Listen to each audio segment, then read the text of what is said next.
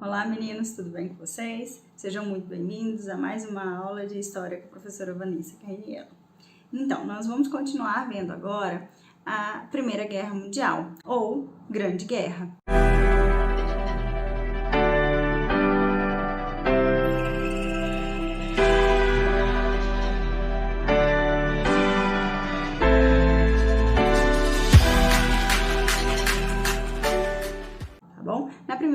Na primeira parte da aula, nós vimos os motivos, né? Vimos o contexto e vimos os motivos para a eclosão da Primeira Guerra Mundial. Nós vamos dar continuidade, então, falando sobre a Primeira Guerra Mundial. Vem comigo que agora a gente vai para a ação, né? Agora nós vamos aí entender de fato quais as etapas dessa guerra. Primeiro, nós vamos falar da Guerra de Movimentos. O que seria essa guerra de movimentos? A guerra de movimentos foi logo no iniciozinho, lá em 1914, né? Quando eles começam a se movimentar, quando eles começam aí a querer dominar outros territórios, a disputar outros territórios, tá bom? Vem aqui comigo pra gente entender cada etapa dessa guerra. Primeiro, durou, né, a Guerra de Movimentos, durou de agosto a novembro de 1914 e foi marcada por um intenso movimento de tropas. O plano da Alemanha, o Plano Schlieffen, consistia em concentrar suas forças militares no ataque à França, para depois enfrentar a Rússia. Volta para cá para a gente entender isso daqui direitinho. Então, olha só, a Guerra de Movimentos ela vai durar pouquíssimo tempo, vão durar meses apenas. Esse plano da Alemanha, né, o Plano Schlieffen, ele é extremamente importante. Qual que era a ideia da Alemanha? Vou atacar primeiro aqui a França, né, que está mais pertinho de cá, eu tenho tropas aqui, eu ataco primeiro a França e depois eu vou para a Rússia, né? Lembrando que a França e a Rússia eram aliadas, tá? Estavam do mesmo lado da guerra. Por que a ideia era essa? Por que a Alemanha resolve invadir primeiro, né, aqui o lado francês e não se preocupa tanto com a fronteira aqui com a Rússia? Porque a Rússia era um imenso território. Então a ideia era que até chegar à fronteira ali territorial com a Alemanha e a Rússia demoraria um tempo. Então até lá a Alemanha já teria conseguido aí dominar, disputar a região ali da França, tá? Então por isso o Plano Schlieffen, por isso a ideia de ir primeiro para a França e depois se preocupar com essa fronteira com a Rússia. Bom, certo de que venceria a guerra em pouco tempo, o exército invadiu a Bélgica, o que violou sua neutralidade. E depois de suplantá-la, penetrou no território francês. Meninos, olha só que interessante, vamos entender esses movimentos aqui da Alemanha. Como eu disse, o plano Schlieffen era esse, eles iriam primeiro para a França e depois eles se preocupariam ali com a Rússia, né? Achando que o território da Rússia era muito grande, demoraria para eles chegarem lá na fronteira e terem que entrar de fato em guerra, em batalha, travar batalhas com os russos. O problema é que vocês já sabem, né? Eu imagino que vocês já saibam que esse plano vai dar merda, que não vai ser muito legal, né? Não vai ter sucesso. Né? O problema é que para chegar até a França, a Alemanha vai invadir, vai entrar num país que é neutro. Quando você está em guerra e um país é neutro, teoricamente você não tem que mexer com aquele país, ele é neutro, ele não está na guerra. Né? A Bélgica não estava envolvida em toda essa parada da Primeira Guerra Mundial. Só que para chegar até a França, os alemães invadem a Bélgica, passam pela Bélgica.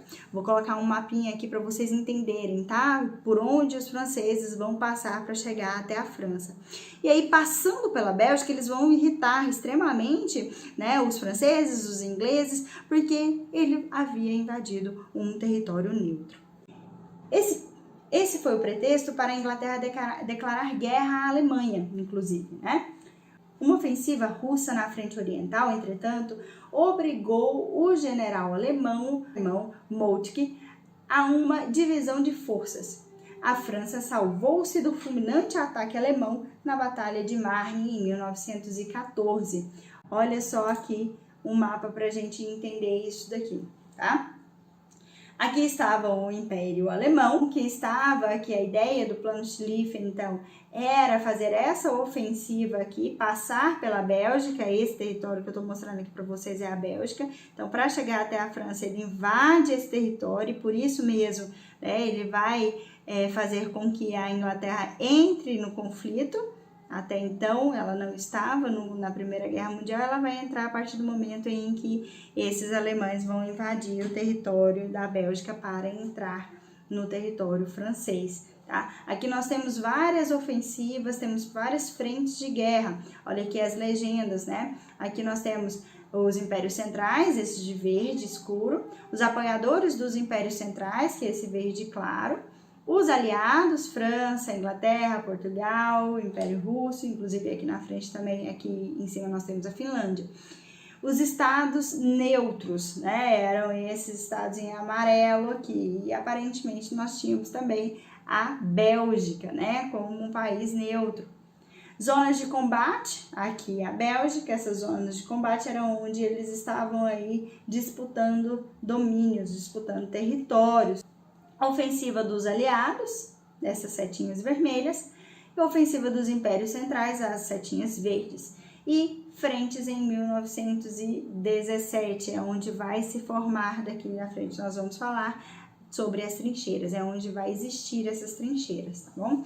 Interessante mapa para a gente desenhar aí essas disputas territoriais da Primeira Guerra Mundial.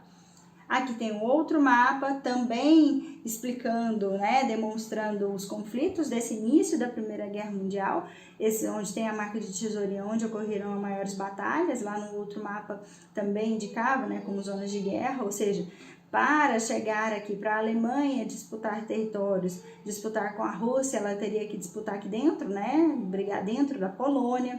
Para a Alemanha chegar até a França, ela precisou invadir esse território neutro, que era a Bélgica, e assim sucessivamente. Um mapa bem interessante para vocês visualizarem aí essa guerra de movimentos. Então, a primeira parte dessa guerra de movimentos, ela dura pouquíssimo, porque a Primeira Guerra Mundial, meninos, a Grande Guerra, ela é uma guerra estática, né? Ela vai matar muito mais pessoas nas trincheiras, que é o próximo assunto, do que propriamente nessas batalhas, tá bom? Quando essas disputas, né, essas batalhas começam aí a ficar intensas, começa a ser construído o que a gente chama de trincheiras. O que são trincheiras? Vamos ver aqui para a gente entender.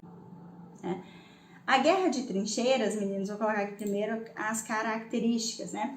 Nessa fase, os exércitos adversários procuravam firmar suas posições com o objetivo de vencer o adversário por meio do desgaste progressivo de suas tropas. Os exércitos da Inglaterra e da França de um lado e o da Alemanha de outro. Tomaram posições em trincheiras desde o Mar do Norte até a fronteira da Suíça. Então percebam, meninos, é uma guerra estática. Eles começam a cavar os buracos no chão, né? A cavar espécies de valas, né? Enormes valas, para eles se esconderem ali nessas trincheiras, com o objetivo de cansar o seu adversário. Então a ideia era ganhar a guerra não apenas em batalhas, mas deixar o adversário cansado, muitas vezes morrer de fome, né, de frio, porque eles começaram, né, ao longo dos anos eles vão enfrentar invernos, né, extremamente agressivos ali naquelas trincheiras, sem qualquer condições de ter um aquecimento. Então vários soldados vão morrer de frio, vão morrer de fome, né. A ideia então era essa, era vencer o inimigo pelo cansaço. Na frente oriental, o exército alemão vencia sucessivas batalhas contra o mal treinado e mal armado exército russo. Nós vamos falar melhor sobre isso quando formos ver aí a questão da Revolução Russa de 1917. Nós vamos entender esse contexto e conseguir compreender por que nós estamos falando que o exército russo era fraco, tá? E era mal treinado. Quando chegar lá, a gente vai fazer esse link e vocês vão aí entender melhor esse contexto. Na Ásia, porém, os japoneses venciam e se apoderavam das colônias alemãs no Oriente. Percebam, meninos, a gente chama, né, de Primeira Guerra Mundial ou Grande Guerra, não porque todos os países participam desse conflito, mas porque vários, né, em todos os continentes, vai haver disputas territoriais. né? Ou um país vai se envolver nesse conflito. Então, nós temos aí disputas territoriais, nós temos guerra na Europa, a gente tem essa guerra também na Ásia, e nós vamos ter aí participantes da Primeira Guerra aqui na América, né? Os Estados Unidos vai entrar na guerra daqui a pouco, tá? As contínuas derrotas russas aceleraram a queda da aristocracia czarista, culminando nas revoluções de 1917, que implantaram o governo socialista. Com o novo governo, concluiu-se um acordo de paz em separado, o Tratado de Brest-Litovsk de 1918, oficializando a saída dos russos da guerra. Meninos, nós vamos entender, como eu falei para vocês, quando a gente for ver aqui a Revolução Russa, a gente consegue entender melhor essa saída da Rússia da Primeira Guerra Mundial. O que vocês precisam entender neste exato momento, né? Que a Rússia, ela entra nesse conflito em 1914, ela vai ser extremamente ativa nesse conflito, só que o exército dela era fraco, o exército era mal treinado, né? E vai fazer com que a Rússia tenha várias derrotas, né, nessas batalhas da Primeira Guerra Mundial. Tudo isso vai contribuir, fora o contexto social e econômico da Rússia, vai contribuir para a eclosão de uma grande revolução, né, de um grande movimento, de uma grande revolução que a gente vai chamar de Revolução de 1917, que no final de todo o processo vai transformar a Rússia num país socialista. Então, em 1918, ela assina um tratado, esse tratado se chama Brest-Litovsk, que vai aí tirar a Rússia da guerra. Óbvio que ela vai ceder, ela vai ter que ceder alguns territórios para sair, ela não vai sair simplesmente, né, negociar. Ai, não, somos bonzinhos, pode, vai, a gente deixa, a gente perdoa, fica aí quietinho no seu canto. Claro que não, tá? A Rússia vai ter que ceder alguns territórios para ela conseguir aí ficar em paz, né, e vivenciar a sua revolução. Olha aqui que interessante, eu trouxe algumas imagens e depois um trecho de um filme para a gente entender e visualizar as trincheiras. Vamos primeiro aqui nessa imagem do meio, mostra uma trincheira, né, extremamente apertada, muito provavelmente o caminho, né, que eles percorriam dessas trincheiras, porque inclusive tinham camas, né, cabiam camas nessas trincheiras, a gente vai poder visualizar melhor isso depois em algumas atividades que eu vou enviar para vocês. Tá? Então, em algumas frentes, soldados chegaram a ficar vários meses entrincheirados. A foto acima foi tirada no dia 28 de outubro de 1914, mostra o pouco espaço e desconforto em uma linha de trincheira britânica. Imagine o desconforto que era ficar ali nesse espaço curto, sujo, né? É interessante a gente perceber, meninos, que eles não tinham condições nenhuma, não tinham condições sanitárias. Então, eles ficavam, muitas vezes, por meses com cadáveres, né? Se eles tivessem disputas ali nessas trincheiras e morressem as pessoas, né, ali, esse corpo ficava ali. Não tinha lugar para enterrar, não tinha como sair dali. Tá? Então, eles morriam também de doenças provenientes dessa falta de higiene, morriam de fome, como eu já disse, de frio, né? São vários fatores que vão contribuir para que a guerra de trincheiras tenha matado mais pessoas do que propriamente a guerra de movimentos, tá? Essa outra imagem aqui mostra uma outra trincheira, né? Aí, sendo de certa forma fortificada com madeira e com espaços para eles conseguirem visualizar o outro campo de batalha. Essa imagem aqui é muito significativa, né? Porque não era simplesmente o buraco aqui e o buraco ali. Não. Entre esses buracos, por exemplo, entre a trincheira da Inglaterra e a trincheira da Alemanha, existia o que a gente chama de terra de ninguém. Por isso que daqui a pouco eu vou mostrar para vocês um trecho do filme da Mulher Maravilha que exemplifica, mostra muito bem o que é uma terra de ninguém. Não sei se vocês se lembram, mas no momento, quem já assistiu, né, Mulher Maravilha? Acho que todo mundo já assistiu Mulher Maravilha. Se vocês não tiverem assistido, por favor, assista, porque, né, não que o filme seja maravilhoso, porque eu não achei que a produção foi tão maravilhosa assim, mas o filme é a história, né, enfim, super-heróis. Olha só aqui, vamos visualizar essa imagem para a gente entender. Primeiro, tinha essa terra de ninguém, como eu disse para vocês, essa terra de ninguém era o lugar em que estava aqui a trincheira da Inglaterra, a trincheira da Alemanha. Essa era a terra de ninguém, ninguém transitava ali, porque ela era extremamente perigosa. Se alguém pisasse ali nessa terra de ninguém, era muito fácil, porque ficavam vigiando, né, a outra trincheira, de matar essa pessoa, de matar esse exército, tá? Eles estavam o tempo todo em estado de alerta também, eles não estavam ali de férias nas trincheiras, né, até porque era impossível, tá bom? Então, depois dessa terra de ninguém, tinha uma região com cerca de arame farpado.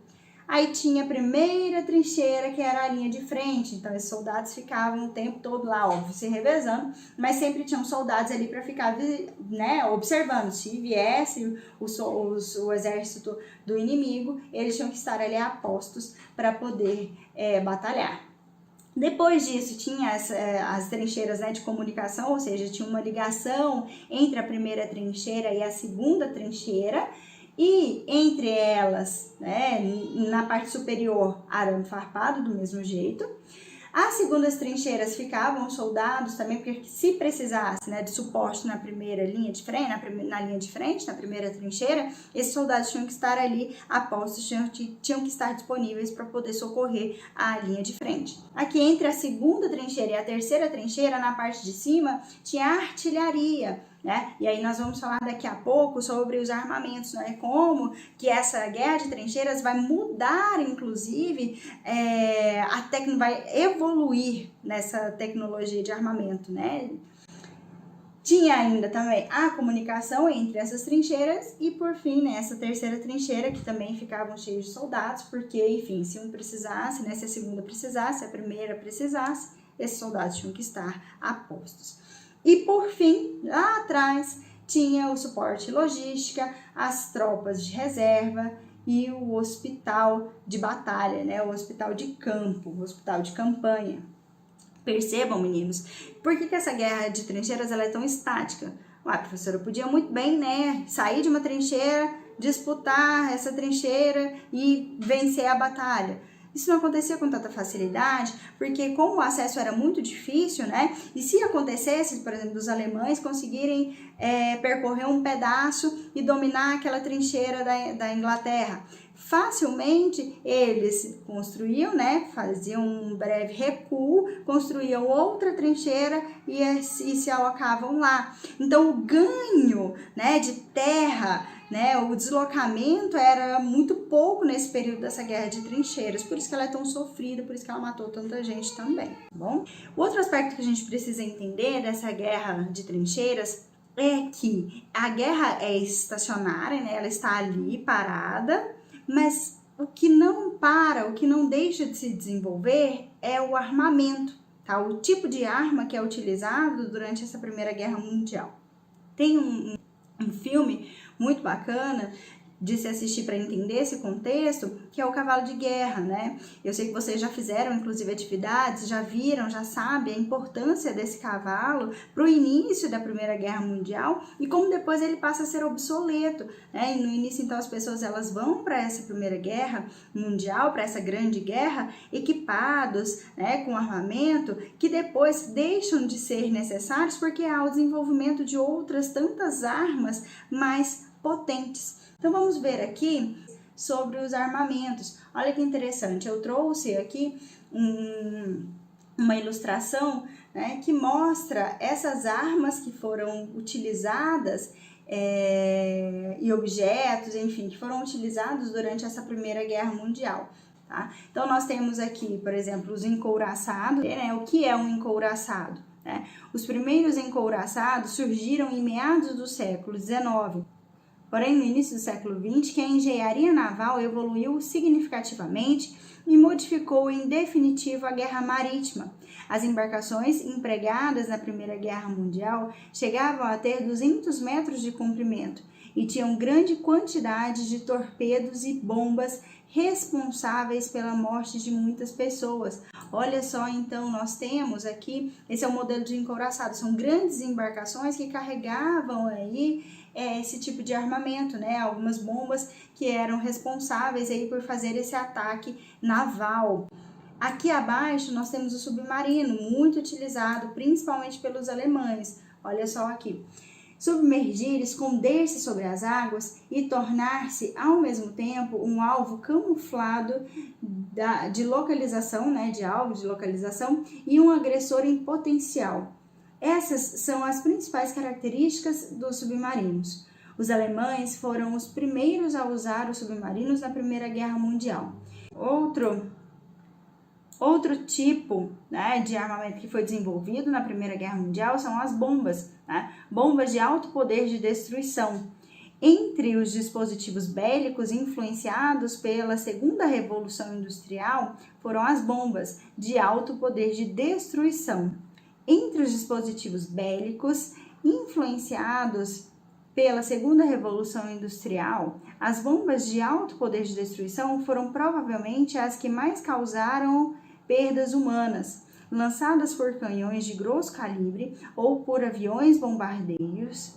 Esses armamentos causaram a morte de cidadãos e da população civil das cidades envolvidas durante a Primeira Guerra Mundial. Do lado de cá, nós temos mais alguns objetos utilizados, né, mais alguns tipos de armamentos. Vamos começar aqui pelo carro blindado. O emprego de carros blindados na Primeira Guerra Mundial foi inaugurado pela Inglaterra em 1916. Embora o uso desse armamento tenha sido relativamente pequeno, ele demonstrou ao mundo que a guerra de trincheira e os obstáculos físicos poderiam ser facilmente superados por esses veículos. Esses veículos muitas vezes passavam então por cima de obstáculos que até então achava-se que não era possível. Percebam a evolução, né? A partir do momento em que cria-se a guerra de trincheiras, fica estática a guerra, foi necessário criar-se, né, desenvolver essa criatividade para criar novas armas para que eles pudessem dar andamento nessa guerra, tá? Do lado de cá, nós temos os canhões de grosso calibre, que eram utilizados, né, para ser lançados aquelas bombas de alto calibre também que a gente leu agora há pouco, tá? Os canhões de grosso calibre existentes há séculos. Os canhões sempre foram um importante elemento de defesa e ataque durante as guerras. Os avanços tecnológicos da Segunda Revolução Industrial, porém, possibilitaram aos engenheiros da indústria bélica produzir armamentos ainda mais destrutivos, capazes de atingir alvos a uma distância de até 120 quilômetros. Outro armamento muito utilizado na Primeira Guerra Mundial foi o lança-chamas, né? Ele foi desenvolvido, foi empregado aqui nessa Primeira Guerra Mundial. Olha só. O fogo sempre foi empregado pelo ser humano como uma arma durante suas disputas. Com os avanços da Revolução Industrial, foi possível controlar as energias hidráulicas e pneumática, o que resultou na possibilidade de criar um armamento capaz de lançar uma mistura de gás pressurizado e combustível líquido em chamas a uma distância de até 20 metros. Muito usado pelos alemães, fez numerosas vítimas durante a Primeira Guerra Mundial e voltou a ser empregado em outros conflitos ao longo do século XX. Aqui, desse lado, nós temos ainda as armas automáticas, né? Nas últimas décadas do século XIX, como em muitas outras vezes, a necessidade fez surgir um novo avanço tecnológico, as armas automáticas. Pouco tempo depois, o mundo viu as metralhadoras ganharem os campos. Então, meninos, olha, era muito mais fácil, né? Inicialmente eles levavam aquelas armas, você tinha que ficar trocando as balas. Aqui você tinha um pente cheio de balas que você podia metralhar, né? Que você podia utilizar e alcançar muito mais pessoas, né? Matar muito mais inimigos. Então, é um avanço tecnológico de armamento muito importante e que vai contribuir aí para quem tivesse, né, esse poder bélico conseguir ganhar aí vantagem, né, ter vantagem na guerra. Mas ainda nós temos o tão conhecido, tão falado gás mostarda. O gás mostarda foi uma das primeiras armas químicas usada em larga escala durante uma guerra. Dispersado por meio do uso de granadas manuais ou granadas de artilharia, aqui na imagem mostra os dois tipos de equipamento, né? O agente químico presente no gás mostarda causa cegueira, ferimentos na pele, rompimento dos vasos sanguíneos e morte. Seu uso foi proibido pela Convenção de Armas Químicas, assinada em 1903 e adotadas efetivamente a partir de 1997. Esse gás mostarda também mostra lá no filme da Mulher Maravilha, né? Não sei se vocês se lembram, quem já assistiu, mas ele mostra representado lá também, tá? E aqui nós temos os aviões. Os primeiros aviões surgiram no início do século XX e logo passaram a ser usados como armas durante a Primeira Guerra Mundial. Inicialmente foram empregados na tarefa de reconhecimento geográfico e bombardeio estratégico. Todavia, os avanços tecnológicos ocorridos durante o conflito permitiam que o uso do avião fosse ampliado, inaugurando-se um novo espaço de disputa para a humanidade, os céus. Isso aqui é muito interessante, meninos, né? Os aviões, eles vão simbolizar aí um grande avanço tecnológico para essas guerras. Inicialmente, então, eles vão ter que voar bem baixinho, não só para, além de reconhecer o território, para poder utilizar as armas, ele tinha que voar baixinho. Depois a gente vai ver que esses aviões de guerra, vão evoluir de uma tal forma que lá na Segunda Guerra Mundial eles já vão lançar aí as bombas sem precisar voar tão baixo. É um grande avanço tecnológico que vai ter da Primeira para a Segunda Guerra Mundial. Mas já aqui na Primeira Guerra Mundial, os aviões eles são de extrema importância para essa guerra, tá? Caminhando aqui para o final da nossa aula, ainda precisamos ver a segunda parte, né? A segunda etapa, que é a guerra de movimentos. Quando que essa guerra de trincheiras deixa de existir, ou pelo menos volta a acontecer uma movimentação nessas guerras? Quando os Estados Unidos entram na guerra. Por que os Estados Unidos vai entrar na guerra? Vamos ver aqui junto comigo, tá? No início do ano de 1917, a Alemanha decidiu adotar a guerra submarina. Qualquer navio encontrado em águas territoriais inimigas seria afundado. No dia 7 de maio, um submarino alemão torpedeou o navio de passageiros inglês Lusitânia na costa irlandesa, provocando a morte de 1.198 pessoas, entre as quais 128 cidadãos norte-americanos, o que serviu de pretexto para a entrada dos Estados Unidos na guerra em 1917. Então, olha só, 1917 é um ano importante para a Primeira Guerra Mundial. 1917 é quando começa a Revolução Russa. Em 1918, a Rússia sai oficialmente por meio do Tratado de Brest-Litovsk. E em 1917 ainda acontece, então, a entrada dos Estados Unidos no conflito por conta aí desse evento em que os alemães, um submarino alemão, vai afundar um navio que tinha cidadãos americanos. Tá? Isso vai fazer com que a população, com que haja uma pressão para que os Estados Unidos entrem no conflito. Seguindo os Estados Unidos, outros países americanos, inclusive o Brasil, que também teve seu navio Paraná afundado pelos alemães, engajaram-se no conflito ao lado da Entente. Então, nós vamos entrar, né, o Brasil, os Estados Unidos entram aí ao lado da Inglaterra para tentar vencer, né, principalmente os alemães, aí a Tríplice Aliança, tá? Em virtude da paz selada com os russos, os alemães deslocaram-se suas tropas para a frente ocidental e lançaram uma poderosa ofensiva apoiada pela aviação e pela artilharia pesada no início de 1918. Recomeçava a guerra de movimento. Olha só, meninos, vamos entender isso aqui direitinho. A Rússia, então, sai da guerra em 1917, como eu disse para vocês, por conta da Revolução de 1917, em que vai transformar a Rússia numa Rússia socialista. Com a negociação de territórios, né, eu deixei isso claro para vocês, que a Rússia sai, mas não sai porque a Alemanha é boazinha e vai deixar ela sair do conflito com a mão na frente e outra atrás, não. Né? A Rússia precisa ceder alguns territórios para a Alemanha para que ela pudesse sair da guerra. Tendo paz, então, né, teoricamente, não precisando mais se preocupar com a frente oriental, a Alemanha vai se voltar com toda a força para a frente ocidental, ou seja, para o lado dos franceses. E com a entrada dos Estados Unidos na guerra, essa configuração vai fazer com que haja esse retorno dessa guerra de movimentos. Tá? Volta-se a ter uma movimentação, volta-se a ter batalhas no conflito da Primeira Guerra Mundial.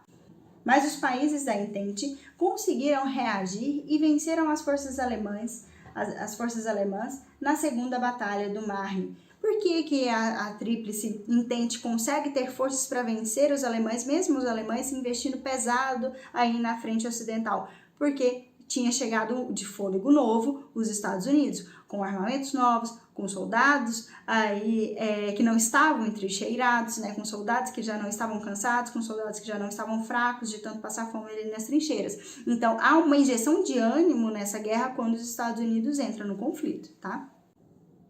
Assim, graças à superioridade econômico-militar dos aliados, paulatinamente, as potências centrais foram sendo derrotadas. E, em novembro de 1918, o próprio Kaiser Guilherme II, que era o governante da Alemanha, né, que estava à frente aí nesse conflito da Primeira Guerra Mundial, renunciava, refugiando-se na Holanda. O novo governo social-democrata da Alemanha assinou um armistício de companhia, finalizando a Primeira Guerra Mundial. Percebam, meninos, que há uma diferença entre armistício e tratado de paz. No armistício, você simplesmente fala, olha, beleza, cessar armas, tá? Cessar fogo. Essa é a ideia do armistício. Não é ainda o tratado de paz, tá? É o armistício. Olha, a partir de agora nós vamos então parar, vamos dar uma pausa, vamos dar aí um intervalo. Pode acontecer, por exemplo, de um armistício demorar anos e nunca haver um tratado de paz, tá? Isso pode acontecer. Não foi o caso aqui na Primeira Guerra Mundial, porque nós vamos ver que foram assinados aí diversos tratados e o principal deles, o Tratado de Versalhes, que é fundamental para a gente entender a eclosão da Segunda Guerra Mundial, tá? Vamos dar uma olhadinha nele? Tratados de paz e consequências, né? Estamos, enfim, caminhando para o final dessa temática. Olha só, encerrado o conflito armado, os países vitoriosos se reuniram na França, no início de 1919, no Palácio de Versalhes. Por isso, o Tratado de Paz vai ser chamado Tratado de Versalhes, porque ele foi assinado lá no Palácio de Versalhes em 1919. Tá? Encerra-se o conflito em 1918, né? Existe um armistício lá em 1918, mas o Tratado de Paz vai ser assinado apenas em 1919 lá na França. Para definir o mundo pós-guerra, tendo a liderança dos Estados Unidos, né, dos líderes dos Estados Unidos, da Inglaterra e da França, né, ou seja, reuniram-se os líderes das nações que ganharam a guerra e definiram quais seriam aí as cláusulas desse Tratado de Paz. Olha só, vamos ler aqui esse trecho para a gente entender melhor o que foi o Tratado de Versalhes e quais as consequências. Meninos, importante, se atentem a isso, tá? Conselho, tirem print dessa tela para que vocês possam estudar depois, tá? Vou aumentar a imagem aqui para vocês visualizarem melhor. Olha só, a paz com a Alemanha foi definida no Tratado de Versalhes, assinado na Sala dos Espelhos em 1919. Considerada culpada pela guerra, a Alemanha sofreu retaliações e foi obrigada a pagar pesadas indenizações aos países vitoriosos. Dentre as determinações impostas aos alemães, destacam-se, prestem atenção, porque isso aqui é a chave para entender a Segunda Guerra Mundial. Olha só, devolução da Alsácia-Lorena à França, perda de todas as suas colônias, entrega de uma faixa de terra à Polônia, dando-lhe acesso ao mar por um corredor até o porto de Danzig, transformado em Porto Livre. Muitíssimo importante para a Segunda Guerra Mundial, mais uma vez eu repito, tá? Indenização aos vitoriosos, de uma quantia aproximada de 33 bilhões de dólares, e a redução do exército a um máximo de 100 mil homens e extinção da força aérea, além da entrega de navios e submarinos, entre outros, aos vencedores. Percebam, meninos, que a Alemanha ela é trucidada, ela é humilhada nesse Tratado de Versalhes, tá? E isso vai deixar uma ferida muito grande, muito intensa ali na Alemanha, que vai contribuir, como eu disse, né, para a eclosão da Segunda Guerra Mundial.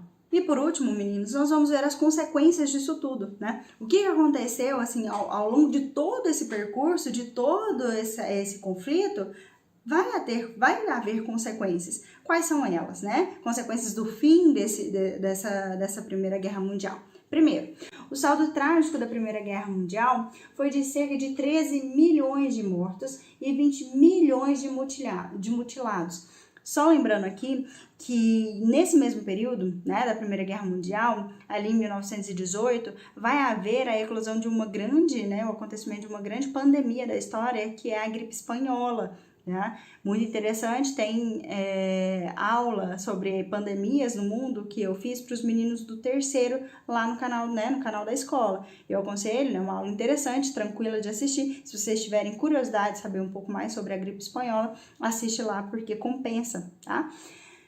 A criação da Liga das Nações. A Liga das Nações é aqui um fator muito importante. A função da Liga das Nações era tentar manter a paz para que não acontecesse um novo conflito. A gente já sabe que, né, não teve sucesso porque teve a Segunda Guerra Mundial. A criação da Liga das Nações, com sede em Genebra, com a função de garantir a paz internacional. Já nasceu enfraquecida, pois faltava-lhe legitimidade. Não participavam desse organismo a Alemanha, que tinha sido derrotada, a Rússia, com o governo comunista, e os Estados Unidos, que saiu lá do Tratado de Versalhes, da reunião lá na Sala dos Espelhos, descontente com muitas das decisões tomadas em Versalhes. Então, olha só, a Liga das Nações, ela já, como eu coloquei aqui para vocês, nasce enfraquecida por conta de todos esses fatores, né? E o fato dos Estados Unidos não participar diz muita coisa, né? Porque ele saiu completamente descontente, ele acreditava que as medidas dadas, né, as punições dadas aos alemães eram muito severas, e hoje a gente sabe que, de fato, né, e essas punições geraram aí várias outras consequências, como eu já disse para vocês, a Segunda Guerra Mundial é uma delas. A ascensão dos Estados Unidos como grande potência mundial, e ela está lá até hoje, tá? Então, os Estados Unidos, ela se acende nessa grande potência mundial em 1918, no final dessa Primeira Guerra Mundial, e ela está lá até hoje. Os Estados Unidos é a grande potência atual, tá? O aparecimento de regimes políticos autoritários, como o nazismo e o fascismo, a gente vai falar melhor sobre isso nas próximas aulas. O surgimento de novos estados, como a Tchecoslováquia, a Polônia, a Iugoslávia, a Hungria e a Áustria. Trouxe aqui alguns mapas para vocês, para mostrar aqui como ficou o mapa, né, da Europa após aí a Primeira Guerra Mundial. Os diversos países que são criados aqui com o final desse conflito, tá bom? Uma outra imagem aqui, que às vezes vocês conseguem perceber de forma mais clara, né, que tem a comparação de 1914 e 1918. Isso em termos territoriais, obviamente, né? Nós vamos ter outros envolvimentos, o mundo vai ser completamente outro com o final dessa Primeira Guerra Mundial. As pessoas vão passar a viver aí com medo de haver um novo conflito. Tá? E antes delas conseguirem se reerguer de fato, antes delas conseguirem se recuperar desse trauma, vem a Segunda Guerra Mundial. Bom, mas isso é assunto para outra hora, é assunto para outra aula. Eu fico por aqui, espero que vocês tenham entendido, né, pelo menos um pouquinho sobre a Primeira Guerra Mundial. E como eu disse para vocês, para mim é um conflito extremamente interessante, muitas vezes até mais interessante que a Primeira Guerra Mundial, até por conta aí de toda essa teia que foi se construindo para chegar à eclosão da Primeira Guerra Mundial. Enfim, espero ter ficado claro. Se não tiver ficado, né, se vocês tiverem dúvida em alguma coisa, me procura lá no WhatsApp, tá bom? Grande beijo e até a próxima.